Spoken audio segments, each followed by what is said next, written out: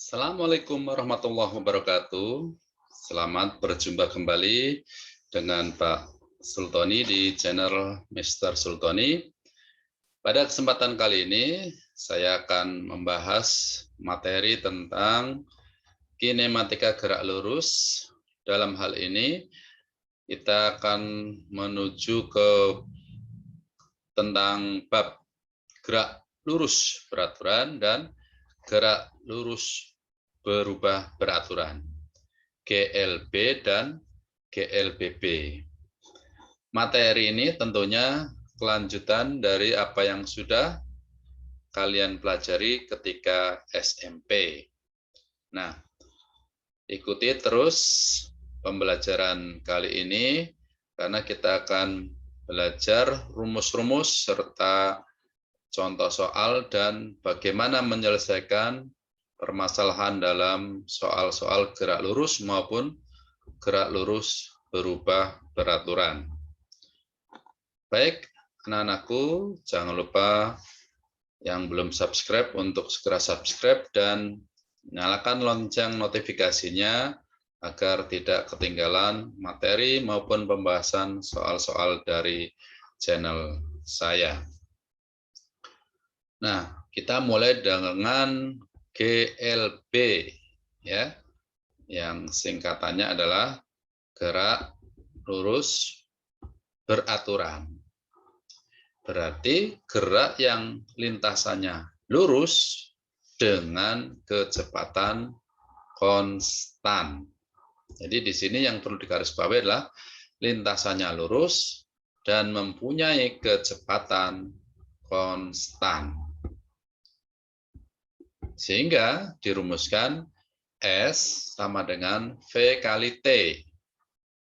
S adalah jarak yang ditempuh, ya. V adalah kecepatan benda dalam satuan meter per sekon, dan T dalam selang waktu yang ditempuhnya dalam satuan sekon atau detik. Dari definisi itu, maka jika GLB dibuat grafiknya antara kecepatan dan waktu, maka seperti ini. Tampak bahwa di sumbu X ini kan menunjukkan waktu dalam satuan sekon. Tampak bahwa seiring bertambahnya waktu, kecepatannya nilainya tetap, ya, alias konstan. Dengan demikian, ketika pada waktu T tertentu, jarak yang ditempuh bisa menggunakan rumus luas daerah di bawah grafik ini. Jadi kalau luasan ini berupa persegi panjang, berarti jarak yang sama dengan S sama dengan V kali T, bisa kalian cari dengan rumus luas persegi panjang. Gitu, ya. Ya. Jadi sama saja, misalkan di sini kecepatannya misalkan V sama dengan 5 meter per sekon. Kemudian waktu di sini misalkan mencapai 10 detik. Nah, jika menggunakan rumus S, ya, rumus S sama dengan V dikali T, maka V-nya menunjukkan 5 meter per sekon dikali dengan 10, maka diperoleh 50 meter. Atau kalau kalian gunakan rumus luas persegi panjang. Apa rumus luas persegi panjang? Tentunya adalah panjang dikali lebar. Jadi panjangnya adalah 10, lebarnya adalah 5. Jadi sama, ketemunya 50 meter. Nah, demikian kalau hubungan antara luas di bawah grafik dengan jarak yang ditempuh dengan menggunakan rumus V dikali T. Baik. Selanjutnya,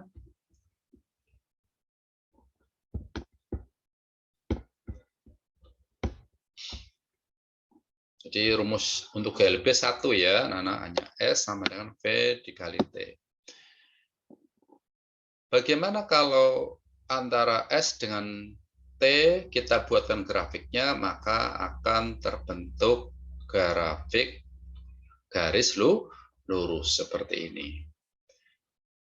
Sedangkan karena pada GLB itu percepatannya 0, maka lihat garis tebal ini selalu berada di sumbu X. Jadi makin bertambah waktunya pun percepatannya 0. Jadi yang tebal hitam ini menunjukkan grafik hubungan antara akselerasi percepatan dengan waktu. Baik, kita lihat kasus soal-soal. Ya.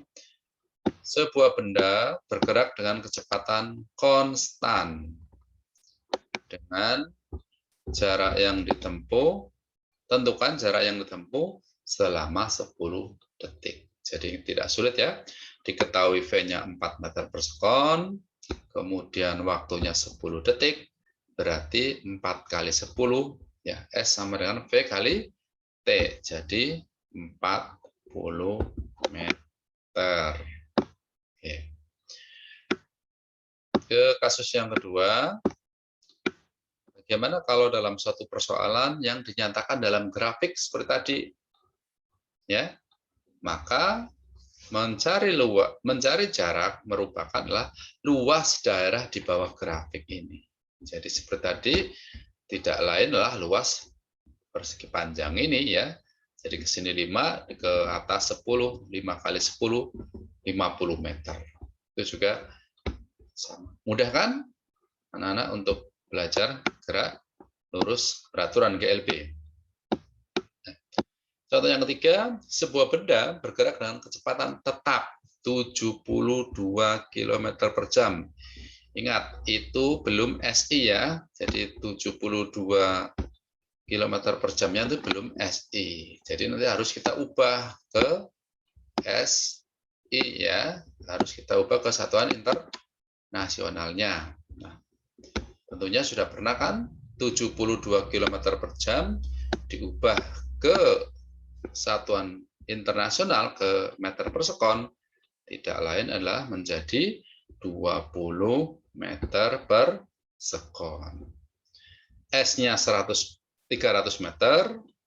Dengan demikian, karena yang ditanya adalah waktu, dari rumus S sama dengan V kali T, mencari T adalah S dibagi V. Jadi 300 dari sini dibagi V. V-nya yang sudah diubah ke satuan meter per sekon, yaitu 300 dibagi 20.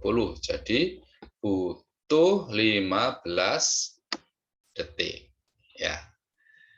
Ya, sekali lagi rumus GLB cukup satu, yaitu S sama dengan V dikali T.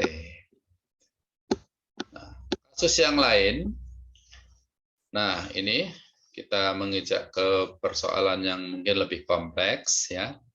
Dua buah motor bergerak pada lintasan lurus dan saling mendekati. Jadi kalau digambarkan, misalkan ada pengendara satu, ada pengendara kedua. Nah, ini lawan arah, saling mendekati ya. Jadi ini ke kanan, yang ini ke kiri. Nah, keseluruhannya ini adalah jaraknya 600 meter dari posisi startnya pengendara satu ke pengendara dua ya, itu jaraknya lah 600 meter.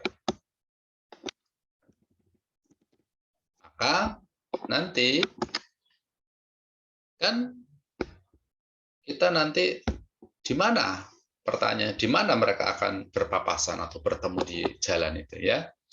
Berarti kalau mereka berpapasan ya dalam waktu yang sama ya kan, tetapi Mungkin karena kecepatannya berbeda, yang satu 12 meter per sekon, yang kedua 18 meter per sekon, maka jarak yang mereka tempuh masing-masing jelas berbeda. Nah, di mana dia pertemuannya?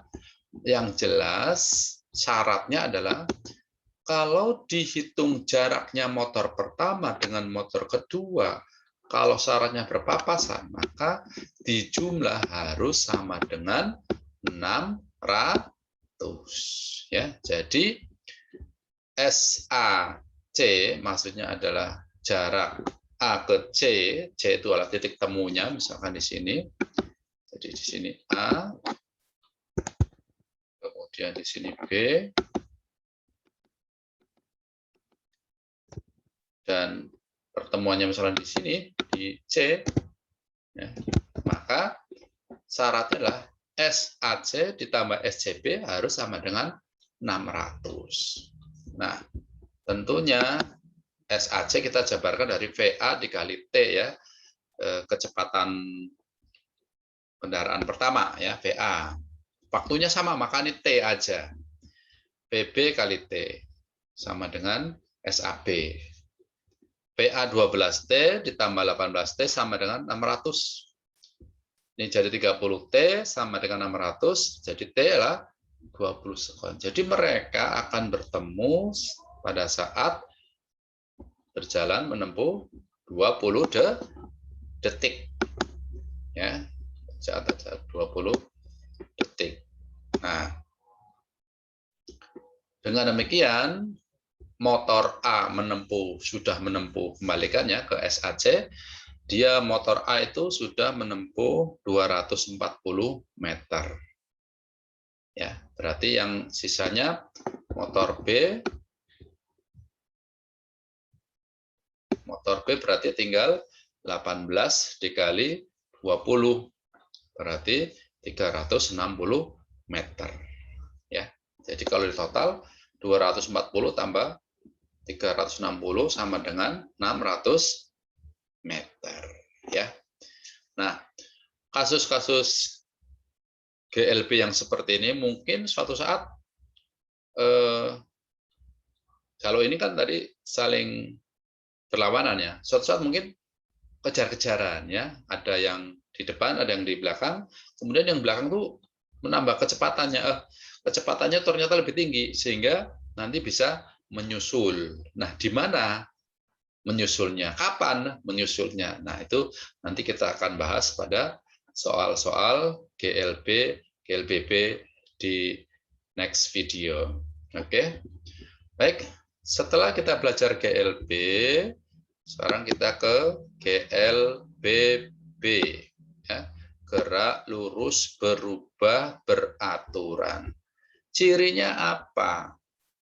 Ya, cirinya adalah punya kecepatan, ya, punya A, ya, yang berubah secara konstan, ya, punya percepatan. Kalau GLB tadi kan kecepatannya 0, percepatannya 0, ya. Kemudian ada perubahan kecepatan. Jadi karena punya percepatan berarti ada perubahan kecepatan. Misal detik pertama kecepatannya 1 meter per sekon, detik kedua 3 meter per sekon, detik ketiga 5 meter per sekon. Nah, jadi kalau dihitung berubah, tapi ada perubahannya tetap 1 ke 3, berubahnya 2, 3 ke 5, berubahnya 2, dan seterusnya. Ya, itu adalah ciri daripada gerak lurus berubah beraturan. Nah, apa saja yang termasuk GLBB? Ya, pahami. Pertama adalah gerak dipercepat beraturan. Ya, jadi dipercepat, otomatis kecepatan akhirnya makin besar. Tetapi bertambahnya secara teratur tadi, sehingga menghasilkan percepatan yang konstan alias tetap. Ya. Dalam fungsi Nah, waktu kalian belajar kecepatan sesaat, kalian udah pernah belajar rumus ini tuh. Ada percepatan sesaat yang rumusnya adalah A sama dengan dv per dt. Jadi fungsi percepatan ya, bisa diperoleh dari turunan pertama dari kecepatan. Nah, berarti kalau ini ditukar ya, berarti dv sama dengan adt. Nah, ini kita bacanya adalah dengan integral ya, bacanya integral. Integral itu adalah kebalikan daripada turunan. Kalau pada saat kalian menurunkan itu pangkatnya nanti akan berkurang, kalau pada integral nanti justru pangkatnya akan bertambah 1 ya, gitu. Seperti apa? Nanti kita lihat contoh soalnya. Nah, dari ini rumus GLBB yang harus kalian kuasai ini. Ini adalah rumus dasar ya. Rumus dasar GLBB ya. Rumus dasarnya di sini. Nah, 1 VT sama dengan V0 plus AT ya, sambil dibaca keterangannya. VT kecepatan pada saat T yang diminta itu, V0 kecepatan awal atau mula-mula, A percepatan, T adalah waktu. Berikutnya S ya, jarak. Mungkin ada buku yang nulis pakai X, tidak masalah. Nah, S sama dengan V0T plus setengah AT kuadrat. Dan VT kuadrat sama dengan V0 kuadrat plus 2AS.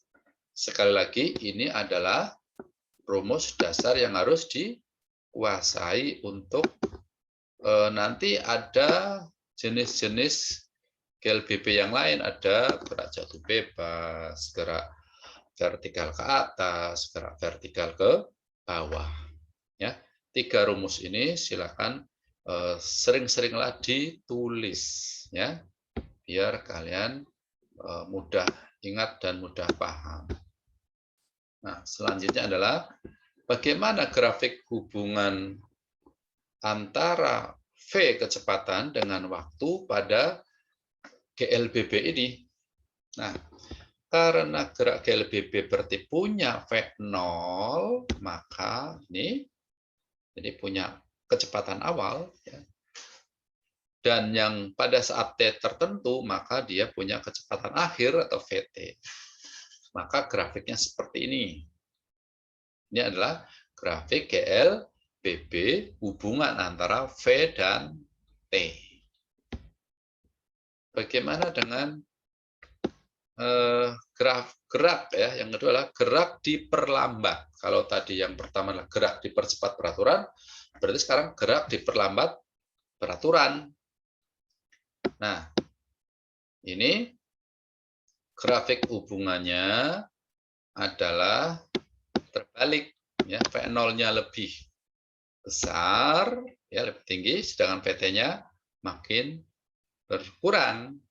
Namanya aja diperlambat, berarti seperti kita mengerem kendaraan, maka makin lama makin kecepatannya makin berkurang. Jadi di sini V0 VT jadi menurun ya. Oke, itu adalah gerak diperlambat yang beraturan. Ketika terjadi peristiwa perlambatan, maka karena percepatan itu adalah besaran vektor, maka percepatannya bernilai negatif, yang kita kenal dengan istilah perlambatan atau min A, sehingga rumus-rumus pokok tadi tinggal diganti dengan min A-nya ya. Di sini tinggal min-nya. Jadi rumusnya menjadi VT sama dengan V0 plus plusnya jadi min ya.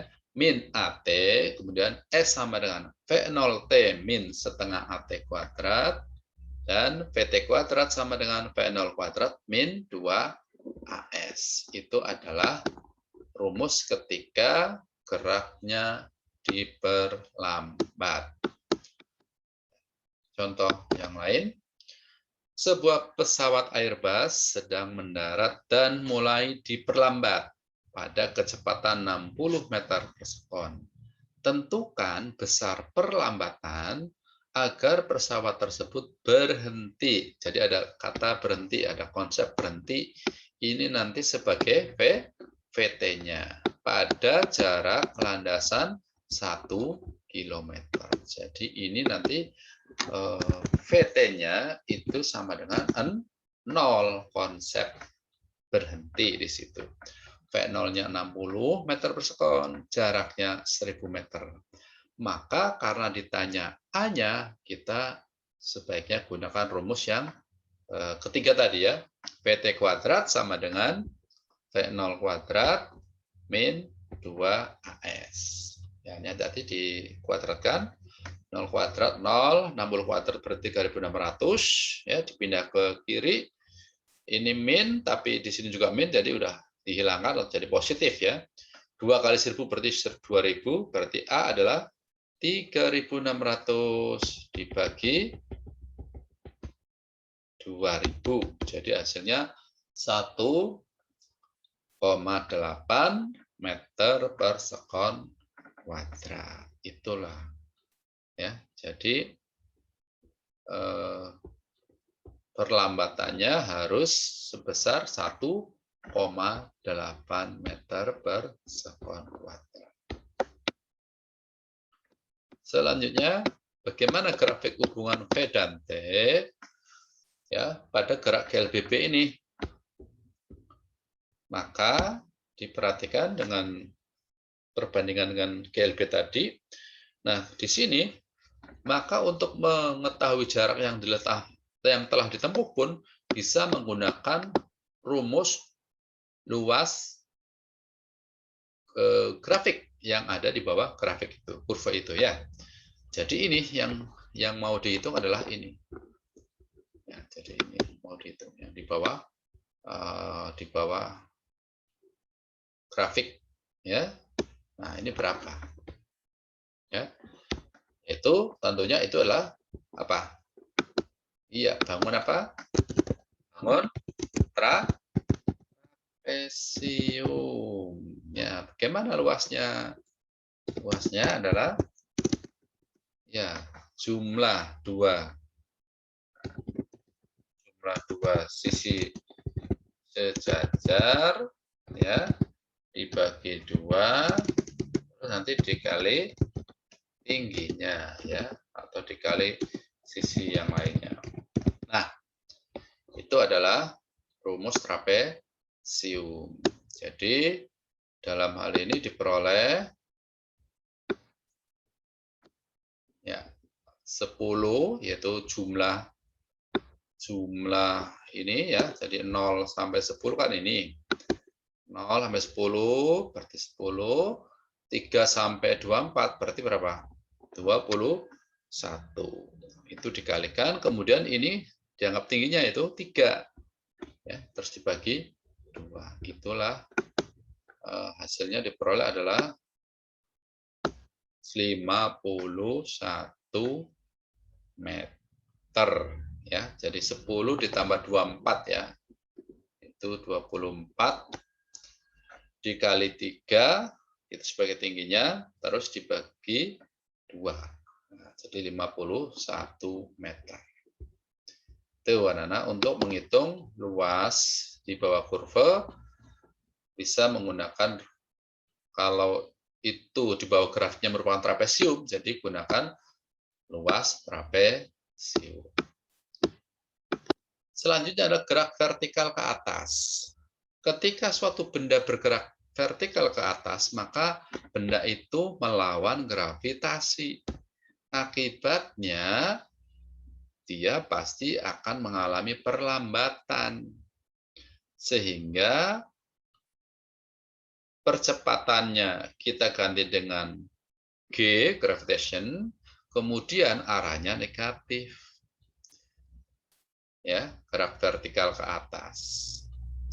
Kemudian nanti pada saat di puncak itu berlaku kecepatan di puncak adalah 0. Ketika benda sesaat mau kembali lagi, itu kecepatannya 0.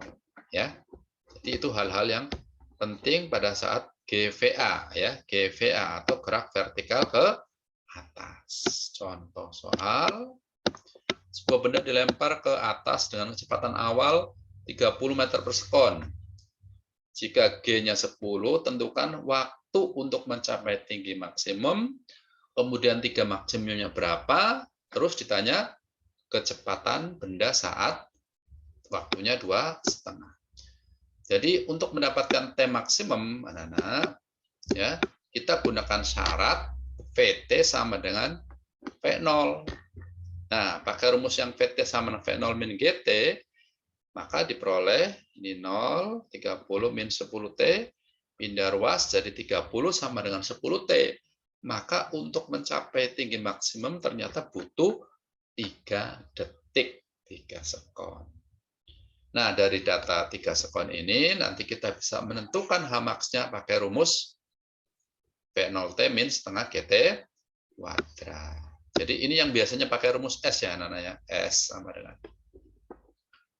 Nah, jadi V0 kali 3, ya, jadi kali T-nya tadi, 3, 90. Ini kuadratkan dulu, 9 kali 10, 90 bagi 2. 45 meter. Jadi ketinggiannya 45 meter. Selanjutnya, berapa kecepatan pada saat waktunya 2,5 detik? Kita gunakan rumus VT min GT. Jadi V0-nya 30, ini 10, ini yang diminta adalah 2,5. Kalikan ini 25, jadi kecepatannya 5 meter per sekon.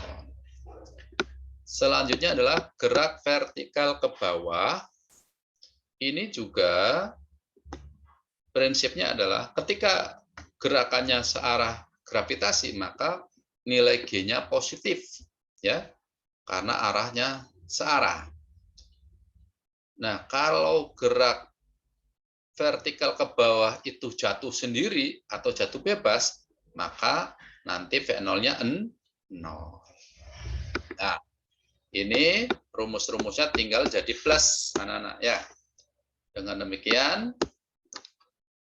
rumusnya tidak ada yang sulit ya.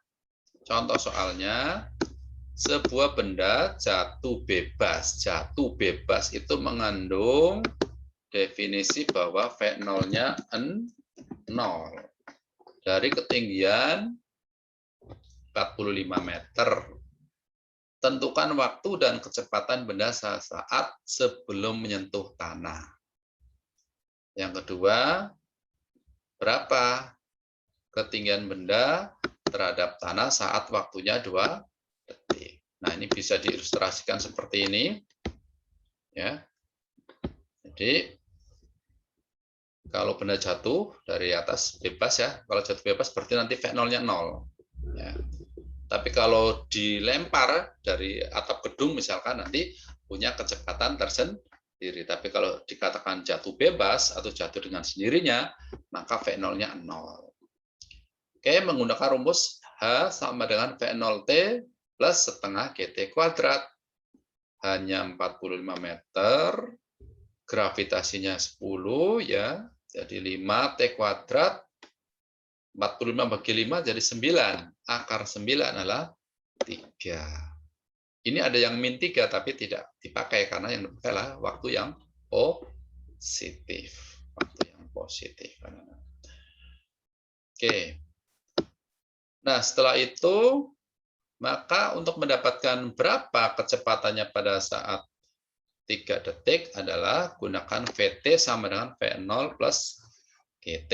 Jadi V0-nya 0, G-nya 10, T-nya 3, jadi 30 meter per sekon. Nah, ketinggian benda pada saat di tanah 2 detik ya, maka H sama dengan V0T plus setengah GT kuadrat. Yang berubah apa? Waktunya yang diganti ya, anak-anak ya. Waktunya diganti setengah kali 10 kali 2 kuadrat 4, 20 meter. Jadi ketinggiannya adalah 45 dikurangi 20. Jadi 25 meter. Dan contoh terakhir, coba perhatikan, sebuah benda dilemparkan ke atas dengan kecepatan tertentu. Jika dalam waktu 6 detik benda kembali jatuh ke pelempar, ya seperti akrobat itu, tentukan tinggi maksimum yang dapat dicapai benda tersebut. Nah, waktu total ini 6 sekon, itulah bolak-balik.